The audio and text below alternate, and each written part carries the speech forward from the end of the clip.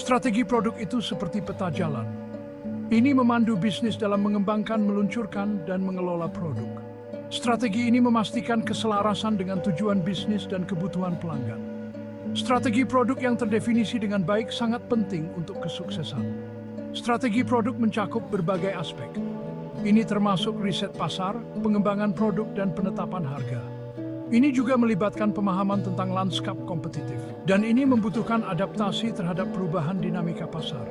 Strategi produk yang kuat memberikan keunggulan kompetitif. Ini membantu mengoptimalkan sumber daya dan memaksimalkan profitabilitas. Ini mendorong kepuasan dan loyalitas pelanggan. Pada akhirnya ini berkontribusi pada pertumbuhan bisnis yang berkelanjutan.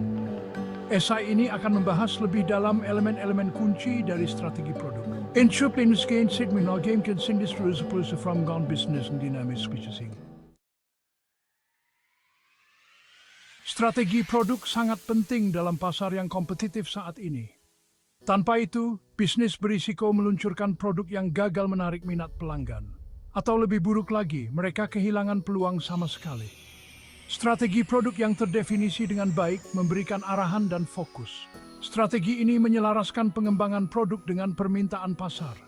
Ini memastikan sumber daya dialokasikan secara efisien, dan itu meningkatkan kemungkinan keberhasilan produk. Lebih lanjut, strategi produk yang kuat mendorong fokus pada pelanggan.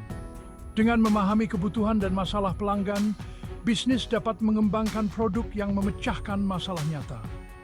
Hal ini mengarah pada peningkatan kepuasan pelanggan dan loyalitas merek. Intinya, strategi produk yang baik bukan hanya tentang menciptakan produk yang hebat. Ini tentang menciptakan produk yang tepat untuk pasar yang tepat pada waktu yang tepat. Implicit for his promises saying no degree in the policy dan adaptation konstan. Riset pasar adalah fondasi dari setiap strategi produk yang sukses. Ini memberikan wawasan penting tentang kebutuhan pelanggan, tren pasar, dan kekuatan kompetitif. Melalui riset pasar, bisnis dapat mengidentifikasi kebutuhan pelanggan yang belum terpenuhi dan celah pasar. Informasi ini memandu pengembangan produk, memastikan penawaran baru memenuhi permintaan pasar yang sebenarnya. Riset pasar juga membantu bisnis memahami target audiens mereka. Bisnis dapat menyesuaikan produk dan pesan mereka agar sesuai dengan segmen pelanggan tertentu. Hal ini mengarah pada kampanye pemasaran yang lebih efektif dan peningkatan penjualan. Lebih lanjut, riset pasar memberikan intelijen kompetitif yang berharga. Dengan menganalisis kekuatan dan kelemahan pesaing, bisnis dapat mengidentifikasi peluang untuk diferensiasi. Ini memungkinkan mereka untuk memposisikan produk mereka secara strategis dan mendapatkan keunggulan kompetitif. Pengembangan produk adalah proses membawa produk baru ke pasar.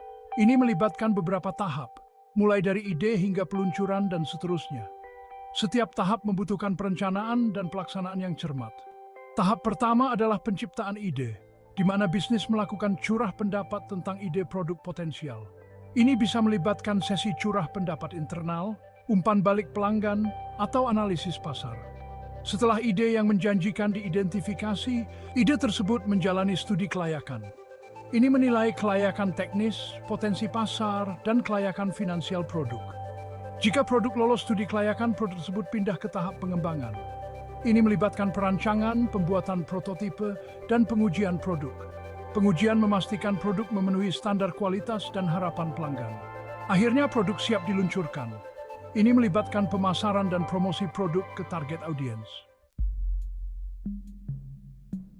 Bagian 5. Memahami pasar sasaran Anda, segmentasi dan diferensiasi. Memahami pasar sasaran Anda sangat penting untuk kesuksesan produk. Segmentasi pasar dan diferensiasi adalah dua konsep kunci dalam hal ini. Segmentasi pasar melibatkan pembagian pasar yang luas menjadi kelompok-kelompok yang lebih kecil dan lebih mudah dikelola. Segmen-segmen ini memiliki karakteristik yang serupa, seperti demografi, psikografi, atau perilaku pembelian. Dengan mensegmentasi pasar, bisnis dapat menargetkan kelompok pelanggan tertentu dengan produk dan pesan pemasaran yang disesuaikan. Ini meningkatkan efektivitas kampanye pemasaran dan meningkatkan peluang adopsi produk. Diferensiasi di sisi lain adalah tentang membuat produk Anda menonjol dari pesaing. Ini bisa didasarkan pada fitur, manfaat, harga, desain, atau citra merek. Diferensiasi yang efektif menciptakan proposisi penjualan yang unik atau USP yang sesuai dengan target pasar. Ini membantu bis menarik biaya untuk karya premium membangun sekalitas milik. Bagian 6, strategi penetapan harga untuk profitabilitas. Strategi penetapan harga adalah elemen penting dari strategi produk. Ini secara langsung memengaruhi profitabilitas dan posisi pasar suatu produk. Ada berbagai strategi penetapan harga, masing-masing dengan kelebihan dan kekurangannya. Penetapan harga biaya plus melibatkan penambahan markup pada biaya produksi produk. Ini memastikan margin keuntungan tetapi mungkin tidak mencerminkan nilai yang dirasakan produk. Penetapan harga berbasis nilai berfokus pada nilai yang dirasakan produk bagi pelanggan. Strategi ini seringkali menghasilkan harga yang lebih tinggi tetapi membutuhkan reputasi merek yang kuat dan pemahaman yang mendalam tentang kebutuhan pelanggan.